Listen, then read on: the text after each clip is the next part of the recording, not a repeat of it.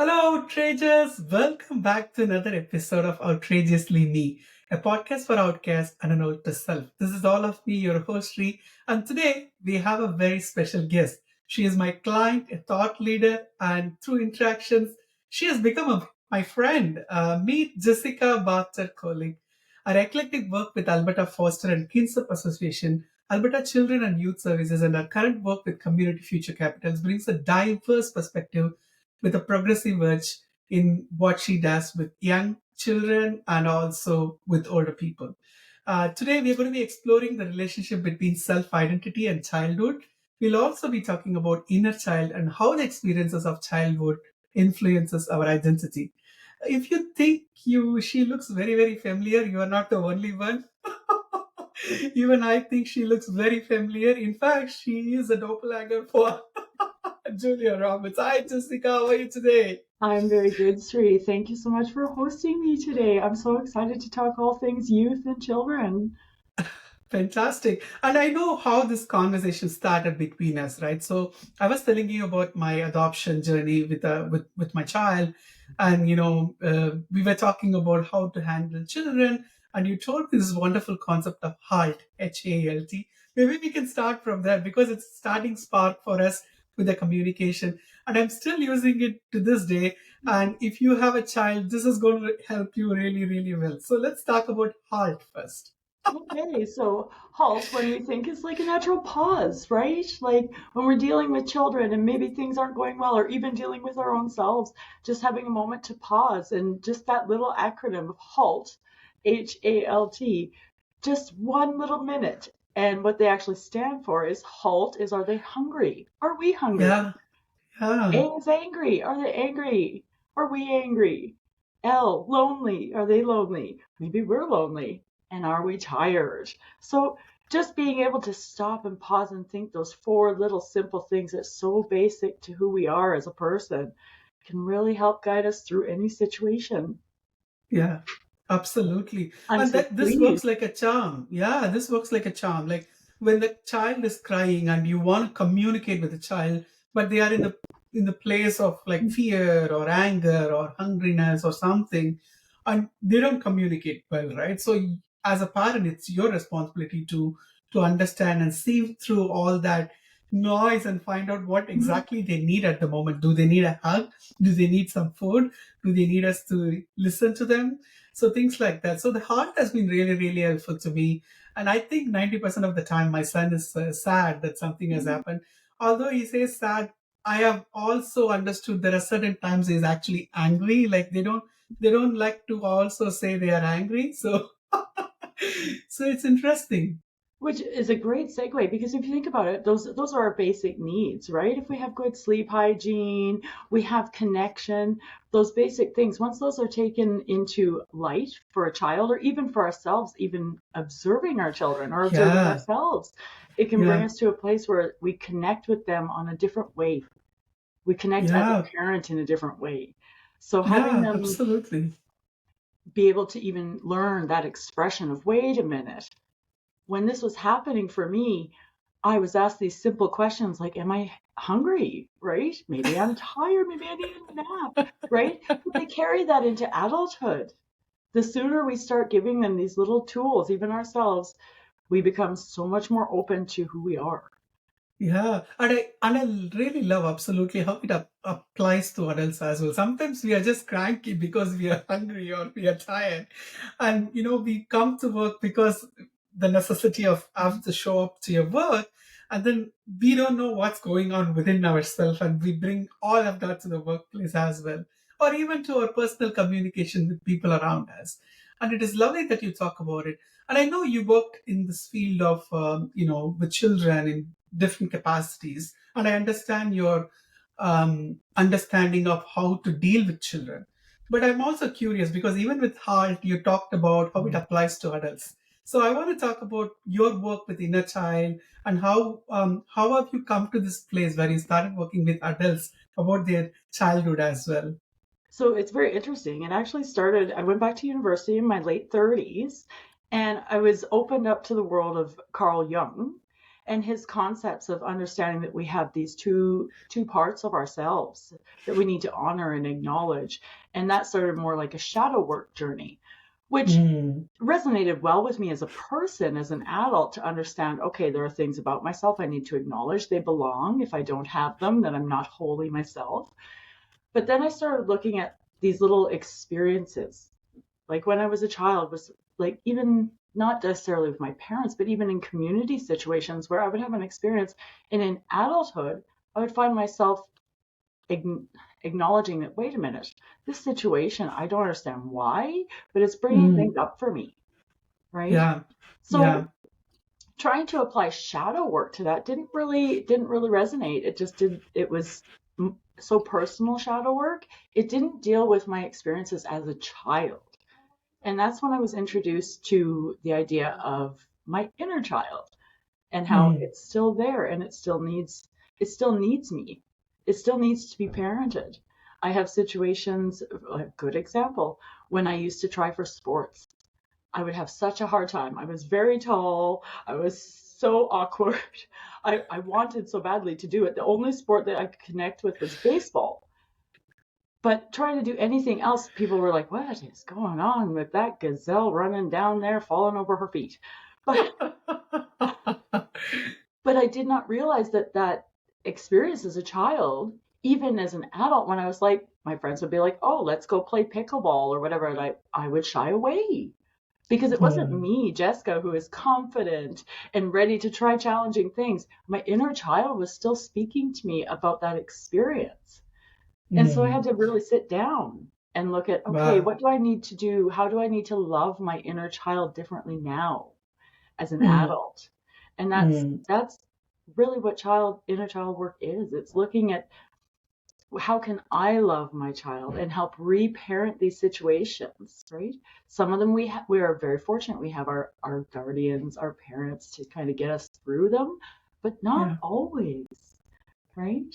I can remember examples when I was just starting school, and I would look for my mother, and I would look for my mother, that little bit of independent detachment that started happening where I was like unconfident. I didn't have my support.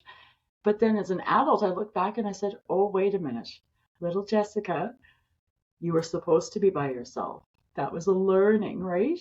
But when you're in it as a young child, you're like, oh, I'm lost, right? All those big emotions, right? I'm lonely. Maybe I'm a little angry. These things just keep happening. So opening up to some of the works delivered by Dan Siegel and Mm. how he works with the Yes Brain Child, which is one of my favorite books. I can always forward you the links later because they're fantastic. Um, Working with being co-regulated, right? Even with our own inner child, with our own children, having that moment of pause, even if we're using something as simple as halt to do the connection before we want to correct whatever is happening, right? And correction doesn't Yeah. necessarily mean discipline. Correction can be like helping them learn the tool so that going forward they have. And I Mm. just absolutely love those works. Wow, I really love how you started off this podcast. We talk about inner child and the work with inner child and how that relates to our day to day activities that we go through now and connect those experiences. And as if having a conversation within the inner child about who we are and how we navigate these situations. And I think if you look at all the problems in the world right now, in several of the leaders, I think they need work with inner child. Oh, they just need to give their inner child some joy, Shri. Yeah, I think there's a lot of hesitation. And, when you talk about inner child, it's as if the idea that you have to grow up faster, you have to mature, and you have to act like a man or mature or a boss is so, I would say, so toxic at this moment with a lot of leaders and a lot of people who are in the position to influence others. That it's impossible for them to think about their own inner child. They would reject any idea of 100%. it. 100%. Being Yeah. able to So, connect what would how you our say to them? world Like, gets so how much do you pressure. navigate that with them? Yeah. So Yeah. with So I was just with wondering children, with the inner child and work. Sorry, we got a little bit of back and forth, but all I wanted to do was that with that. a lot of people shy away from inner child. Like they go as far as to make sure that they are not childlike in any manner, or they don't address themselves, or they don't address the needs of their inner child. So for simplicity purposes, like why is it important to look at inner child, and what is inner child first of all, and how are these people can benefit out of working with inner child? So when we think about our inner child, like it's truly, I did a meditation one time during a wonderful Yeah. facilitation conference. And Mm. that's where I really started to identify for myself what that is. It's those core pieces that we built for ourselves through our experiences, through our parenting, being parented, sorry, all through the first early years of our life, right? During that attachment bonding phase as an infant, and then moving into that independence boundary kind of searching phases. And when I did this, it was a meditation style activity. And you really just had to sit with yourself and look at what was this child? What were the experiences? What was her feelings, even? Like really reconnect with your core self. And so having that opportunity really helped me to lead into this part of myself. My core self is still has youth. It has all of those things that were given to me in those beautiful first years of life, good and Mm. bad, Yeah. and I had to reconnect. So inner child is reconnecting with who your joys, right? How many of us, when we were 4 or 5 years old, I know how many times did I say, I'm going to be a veterinarian, right? Yeah. Because I loved animals so much. I mean, as you grow, you start to develop differently and learn different ways. Like I could never be a veterinarian, I know this, but I still love animals. So Mm. having those things of acknowledging, reparenting that child of, oh, was that even realistic at that time? Putting yourself back into those experiences and taking a moment to pause of, oh, wait, no, now I really understand why environmentally or situationally this happened the way it happened. And of course, I Mm. take it this way. There has to be also a lot of compassion, right? As children, we make so many beautiful choices, good and bad, to try and develop, but we have to be compassionate. Even with Mm. teen years, how many of us we struggle through our teen years, especially when we're Yeah. not authentically, openly allowed to be ourselves, right? Yeah. The children nowadays have a lot more uh, acceptance in and around being truly who they are. I can use my 3-year-old as an example. I have a 3-year-old daughter, and she is what I like to call a three-nager right now because she knows everything for her 3.5-year-old body and she does everything, but it doesn't always turn out well for her, right? Like, get on the bike, try and go down the street, and then she's just in tears, right? Like, I couldn't do it. It's not even just a matter of I hurt my body. There's those pieces in and around, I couldn't do this, right? So having her encouraged in a different way that, no, it's okay that you can't do this right now. We can move forward with this. I'm hoping to set up those pieces so in adulthood, when she comes, maybe she wants to skydive, I don't know, she won't feel that I wasn't able to ride my bike, so now Mm. I'll be able to do this. Trying to set up Wow. a different self-awareness right from day one that it's Mm. okay in my I home. think Oh, go we ahead. are looking at two end of the spectrum, right? One, how this inner child work is almost a journey to healing yourself. Mhm. How you can go back in time, look at your situations and heal yourself, and have that, as you rightly put, compassion for your own self. And also, how does this translate to the children that are in our life, like our children and the children that we interact with? How and what their experience that they go through now, how can we enable them to have understanding of about themselves? And I'm curious to talk about self identity, which is basically what we do in this podcast, is an Yes. exploratory idea of how and what are the best ways to lean into ourselves. So, in your experience working with the inner childhood or with children, can you find a connection as how does that influence the self identity and authenticity and being true to ourselves? So I was very fortunate growing up. I grew up in a home where the understanding around love and relationships and all these intertwined things, it was always very simple. Love is love. It doesn't matter where it comes from as long as it's true and we are okay.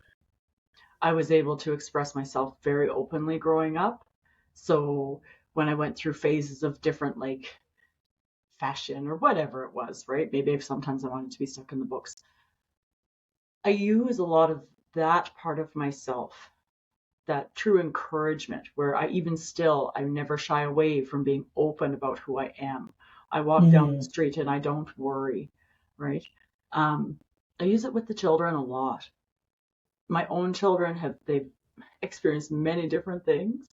We travel, we see different things. I expose them to many, many, many different types of media, books, just very open. We try every year. I actually this weekend went down to Pride in Jasper, which was fantastic, but Fantastic. exposing them to all types of different culture, right?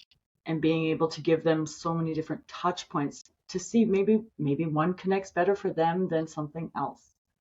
Even Mm. myself, right? I know some things inside who I am I still have to work on. When you describe this whole reparenting my inner child as a journey, it is a lifelong journey. Even when we think I have a little bit of experience with how our brain develops, I've Yeah. taken some training in and around that and understanding even just those growth patterns that we have. There are some big moments in life for us that I can go back and go, oh, now I understand myself better going through that, Mm. right? Mm. Just taking a moment. Um, Here in Alberta, they actually offer what's called the Brain Story certification, Oh, which is okay. all about learning brain development and those beautiful growth portions that happen to us at key points in our life. Like we always talk about the terrible twos, and we talk about being a teenager and being rebellious, and then we talk about our late 20s when we finally decide what we're going to do. Like there's fact behind that. There's some science behind that that really made my inner child work a lot easier almost, because it was like, oh, okay, I have to stop being so hard on this young girl inside me and understand that it made perfect sense biologically what was happening, as well as environmentally and situationally. I'm very, very curious with this brain development book that you talked about. And you talked about milestones and how every time the brain development with that particular age helps us with our identity. So I want to understand, does this identity in your thinking and in your book, does it change over time? Or is it like something that gets evolved over a period of time? Like you have an identity and then it keeps evolving, but the identity stays the same. So how do you see that self identity? So it's so funny that you say that, because when I deal with children or even myself, I like to deal in what's chronological age and what is developmental age. So Mm, chronological age you cannot change, right? That's the years just go. They go. I know. You know. But the developmental age, I feel like this is more fluid, right? mm, Like sometimes I can even see myself now regressing to 21-year-old Jessica. I was just in Jasper having the time of my life going, oh yeah, I remember this feeling very vividly, right? But then I have other moments where I'm very solidly within who I am right now, right? mm, I even working with children, especially, you can see like we have maybe some growth, lots of happening, but then all of a sudden maybe we have a regression, right? A very mm, simple example is when children are learning to use the toilet, right? To potty train. They can advance and regress many, many times depending on situation and environment. So when I deal with my inner child and that identity of who I am, the core is always there, mm. but sometimes I might kind of come up and down what those milestone skill sets that I've built over the years, right? Those growth pieces. Fantastic. So, what are the common misconceptions adults have about how children perceive their identity? Because often we talk about phases, right? Like we talk about if a child wants to do something, and I would like to quote this example. So I wear makeup at times, and I one time my son walked into the room and he's like 6 years old, and he said, "Can I wear lipstick?" Hmm. And I was like, God forbid, I was worried for him. Although I'm gay, I want him to be proud of who he is and everything. I was worried for him, like what kind of experiences he would have when he wears a lipstick and go out. So I didn't know how to handle that situation for like first few minutes. I was just taking a time to think about what would be my correct response, and thankfully, I thought about the time that I came out to my family and how it was. So if I were to tell my dad that I wanted to wear lipstick, what would I have expected from my dad? I wanted him to understand. I wanted him to approve. So that's exactly what I did to my child. I told him, yes, you can wear it. And he knows my husband doesn't wear makeup, so I wear makeup. So he has seen, and I told him that, like, there are men who likes to wear makeup and there are men who doesn't like to wear makeup. And you can be anything you want. And I asked him, why do you want to wear lipstick? And he said, um, I know you get, and he points to me and say that, I know, Papa, you get ready for special occasions and you want to look your best. And today I'm going to go and meet this girl and I want to look best because he was going to a birthday party. Oh. So I felt so happy to be able to understand that he just wanted to belong to this idea that you get ready, and I've seen Papa get ready, and I want to do the same. And I really loved that for him. So my inhibitions of letting him or not letting him wear makeup has gone away right after that. He did wear a lipstick for that day, and after that he did not ask about it. So I want to understand phases. So when children goes through phases and ask few things like wearing a makeup or painting their nail, parents get paranoid, especially these days, and we talk a lot of political stuff happening around us. And I want to understand how you said the core identity doesn't change. So, how can parents understand what are the misconceptions adults have Mm. when children perceive their identity? I think, like as we touched before, societally, there's a lot of barriers for us, right? Like even for myself, I might be bisexual, but I present very feminine. So there's a lot of Mm, assumptions. There's a lot of microaggressions that people don't even understand they're portraying to me, right? So I think when we deal with our children, even as adults, we know what our experiences were as children or even now, right? Depending on where you go and what the openness and understanding is, there can be risk, right?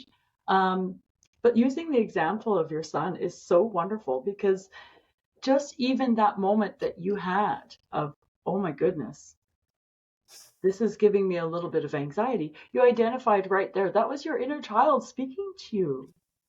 That was right?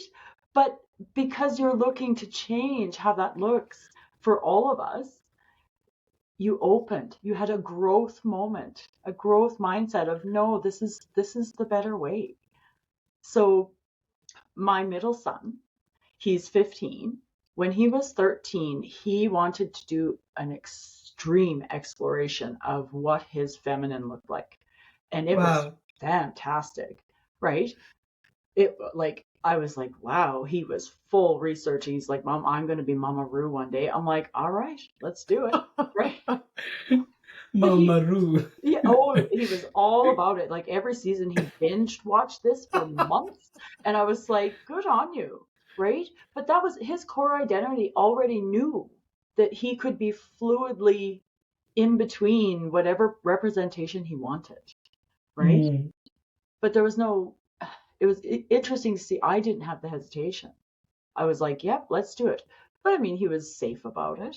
He was like, he being 13, a little more aware of what the status quo in and around school environments are. Um, also being promoted that way within a very young age, right? In our home, we have myself, we've got my daughter, who is also, she's now identifying more toward maybe trans. And I said, mm. all right, but we have a very open household. So when I look at some How of do you the, foster that? First of all, how do you foster that open household? I love that.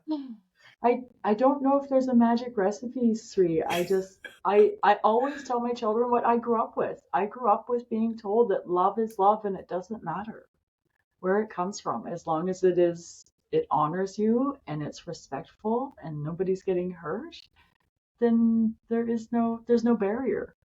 And the package doesn't matter. The package Mm. doesn't matter. It's Wow, so I love beautiful. that. It's so beautiful. I really love that.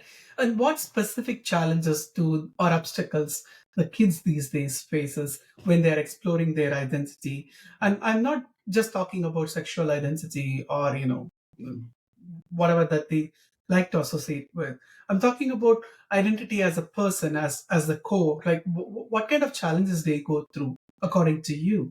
So when I deal with my fosters or my kinship placements, I find a lot of the barriers are coming for them through expectations that maybe aren't the right expectations to have for them as an individual, right? Mm, Which I understand. Inside, we need policies, we need guidance pieces, there's administration. But I think when they don't have that individuality acknowledged, and even just on a quality level, not even quantity, just a quality level of being connected with as a person, as a unique individual, I think this is where they're getting lost. And mm, then they experiment differently, right? They don't have necessarily a connection person, right? mm, Like we have GSAs in our schools here. And even that, there's so many children because maybe at home they don't have the support. They get lost. They want to be involved because they want to explore their true person, no matter what that person is or who they're going to be.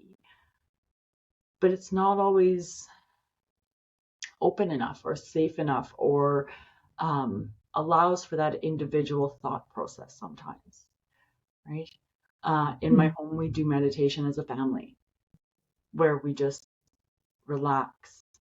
And I don't ask my children what they're meditating on. I don't ask them what comes up for them. I foster a lot of autonomy inside those connections. And I think that's another thing. Our world has changed so much that the risks that are just very real for children and for people parenting and raising children, that it puts a lot of pressure in and around allowing that natural, authentic process of self discovery to happen. Right? mm. And it's such a balancing act. Like, I don't think there's no magic recipe.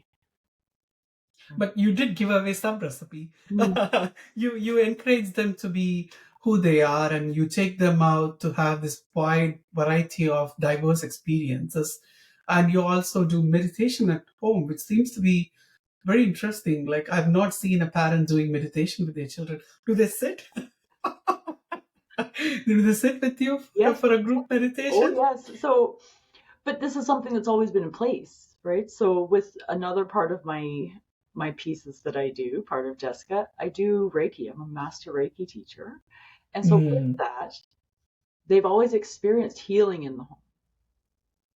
And whether it was just personal healing or healing of clients, it's always been a very open, calm place, right? Like, not always, of course, when teenagers have their minutes, they have their minutes, okay?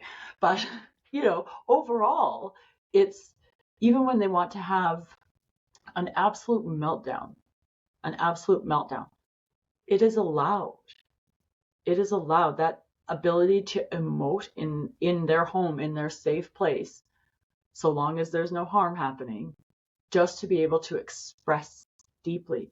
The skill of learning how to regulate those emotions comes, right? You can't expect, like, my 14-year-old daughter, who is now dealing with all of those physical things that happen for 14-year-old girls, right? Like, she's all over the map sometimes now. But just allowing her, and then afterwards, she'll be like, oh my God, mom, like, I don't even know where that came from.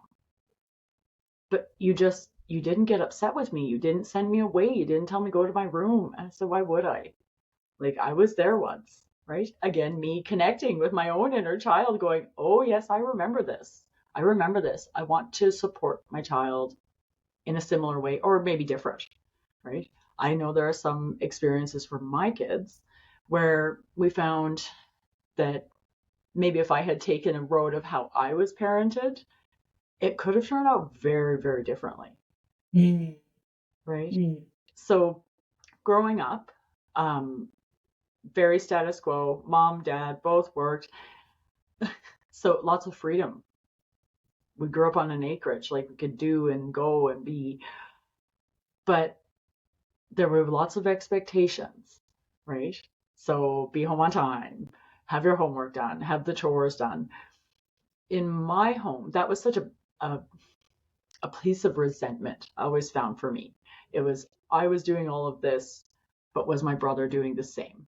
I mean, now I Mm. reparent, I'm like, oh yeah, no, he had to do the shoveling and all that stuff, so I'm good with the dishes. But as a child, when I was seeing that, I built resentment toward my brother. Mm. And in Mm. turn, we have conversations about that. Like my brother and I are both adults. And he actually says that he has resentment toward some of the things with myself just because I was the older sibling and he always felt like I was parenting him.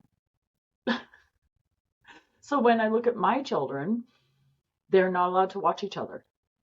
I always hire somebody to come and be with them. I don't put them in that position because I know what it gave Mm. me and I see what it gave my brother, right? Even doing dishes and doing chores. Sometimes if they come home and they've just had a really rough day, I just allow them to be.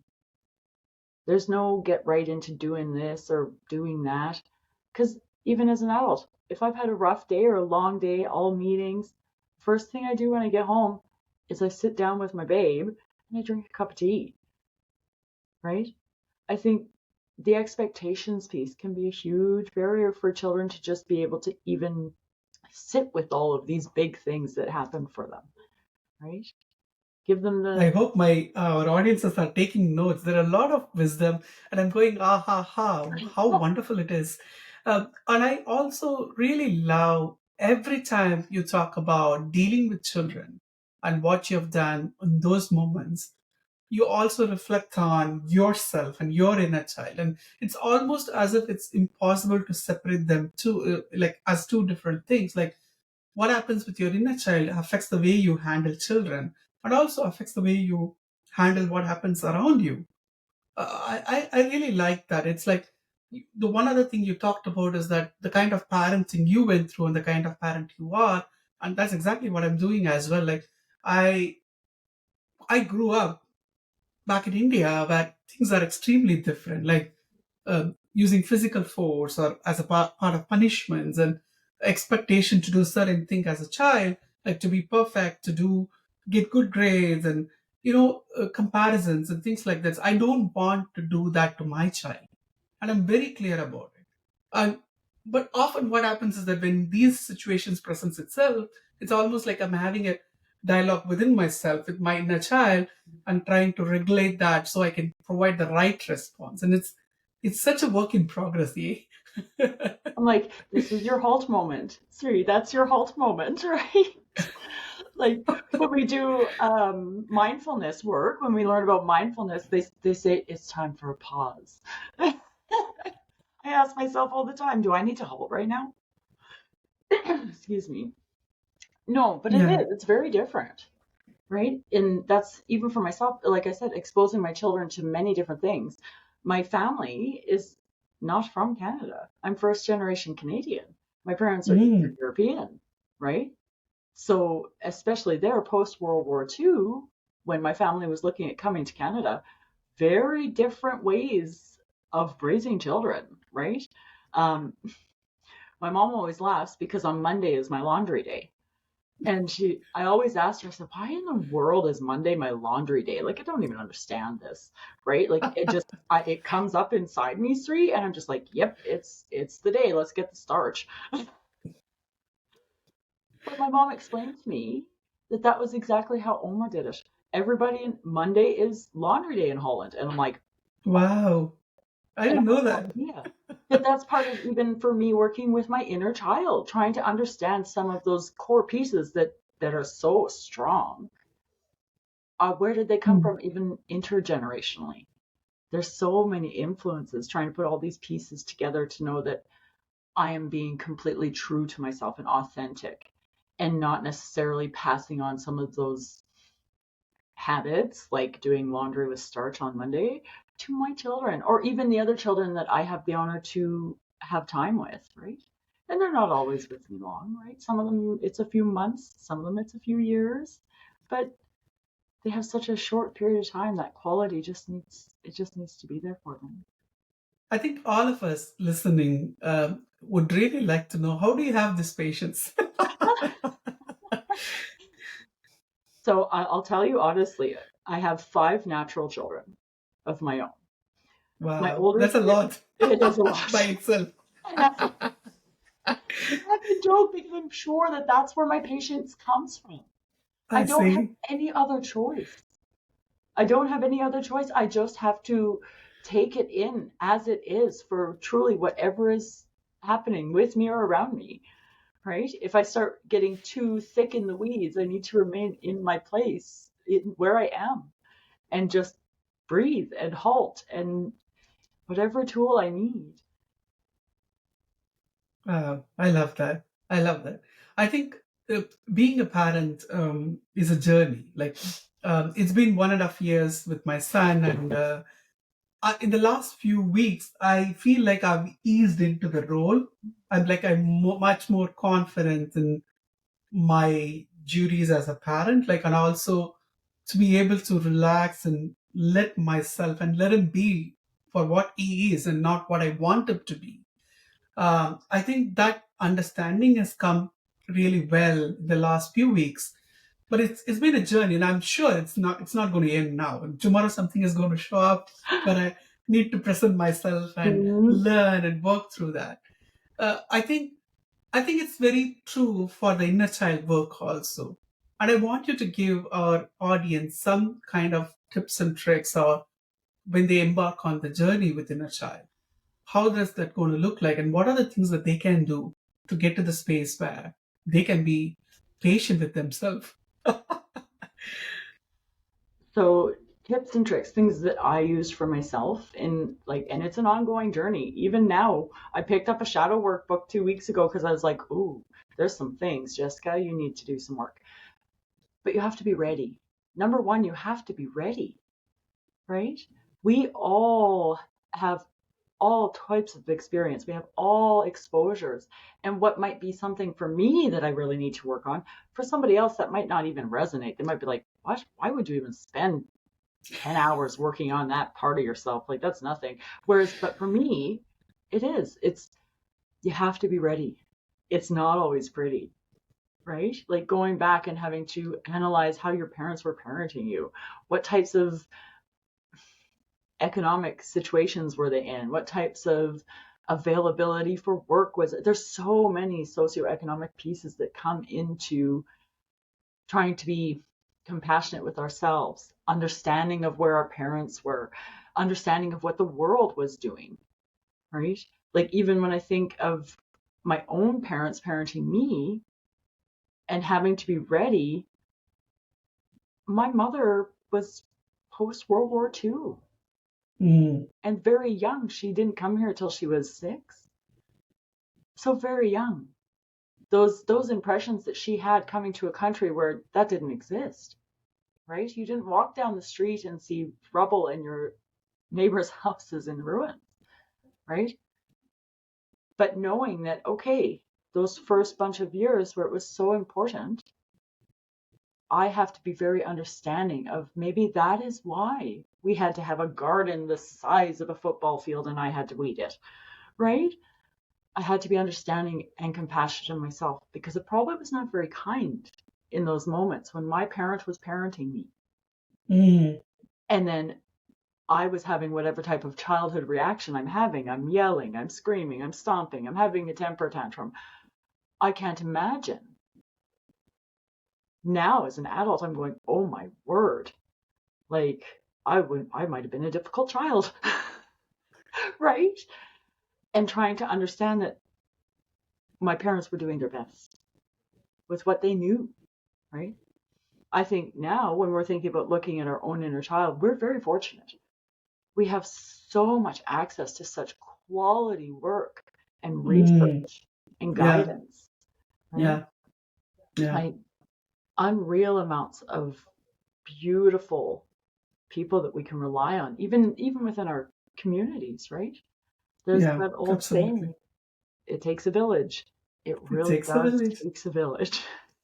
I really, really love all of that. And I'm sure when you send those links, I'm going to put that in the description for audience to check out those books, like the Shadow Work book is very interesting. And you also talked about a couple of other books in this podcast. So let's put all of them in the link and let the readers find whatever they are interested in. Mhm. So is there anything specific that you want to talk about that I haven't asked you yet about being with children or inner child and identity? So I would say that it's truly a personal journey, right? I've been fortunate. I've spent many years doing this, but it's also in that journey you meet the people that belong, that resonate with who you are today and maybe who you were as a child. And Mm, acknowledging that maybe it might have seemed as a young person that there were missed opportunities to make the connections to grow our village. It can happen. It can always happen. The journey doesn't stop for us unless we want it to stop. yeah, absolutely. Absolutely. And what do you think about this podcast, Outrageously Me, where we explore the uh, idea of identity and how to be true to yourself? What do you think about that? Oh my goodness. So when you invited me, I was so honored. And so the kids and I actually sat and listened to your podcast because I like them to see new things. And they were like, Mom, that is like really cool. And I'm like, yes. They're like, it's like you have a place where you can just be yourself and other people might be able to see you and you have somebody who's like you. Like, this is perfect. I was like, yes, guys, I love your podcast, Read. The topic, Oh, thank you so much. oh, when I was listening to the one about the positive triggers. Wow, yes. Yes. So like her description of those things that make us want to move, right? That's how I Mm, took it, as like her Michelangelo Dable. For her, it's art, right? yeah, But for a result. Yeah. they made her move, right?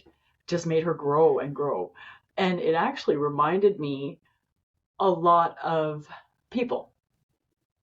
People are my trigger. When I was like, oh, where are my positive triggers? So listening to that podcast was fantastic for me. Just really being able to look at things in a different way, right?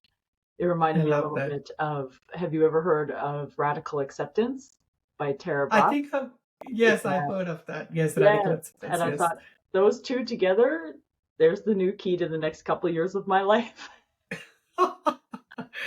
I love that. I love that. You have given me so many aha moments in this podcast. And I was particularly very intrigued. And I've never looked at it this way, the inner child and the work that we do with our child and everything around us. I think this is fantastic for anybody who's listening who wants to embark on their self identity and self journey and to understand themselves more. Like I always say this, like when you buy a washing machine, it comes with a manual, Mm. and when you're born, nobody gives you the manual. All through life, you go about searching for it and understanding who you are as a person and how you can be yourself. And in this world where it expects you to be something else, I really think we have given a lot of interesting avenues for people to explore about their inner child and how it connects to their identity. And I'm very, very glad for the experiences you have brought in this episode. Thank you so much for your time My today. pleasure. And do you want to say anything for the last few words for this episode? Oh, I would just like to say when you're ready, just a leap of faith never fails. Leap of faith. I think that's a wonderful way to start. I think it's a leap of faith because often at times when we are working through those difficult situations with our inner child, it can seem like it's a lost cause. It's muddled. It's I've muddled. done that. 100%. Be brave. Oh, Take the step. yeah. Yeah, be brave, take a step. It's not going to be pretty, but take that step. Yes. No, it's going to get muddled. I don't think we are selling this very good now. But but we sell it, but it's I authentic, Sri. We're selling it's yes, authentic. If yes, you yes, want to that's get the correct. work out of that inner child work and that deep shadow work, it's going to be ugly, but it's going to be worth it. It's definitely worth it because I know when you understand yourself, and you told this specifically, like you took 10 days to work on a specific part of yourself. I may not be able to understand and appreciate it as much as you do because, for you to be able to have that one understanding, and you talked about the yard and the size of the football field, where that does come from, and to be able to go back and understand your parents' background and to be able to relate that to you. And this is fantastic. This is a lot of intricate, deep work on self, which yields a lot of value. It really yields like a map of empathy and emotional resistance towards what's happening around us and how we can see that and we can play the role within that intricately woven fabric of society. I really love all of that we have spoken today. This is a fantastic episode, and I really like to say thank you so much for your time. We're going to be putting your LinkedIn link in the description and also some of the links that you're going to be sending to me. Thank you so much for your time, My Jessica. pleasure. Thank you so much. Enjoy. Thank you. Thank you.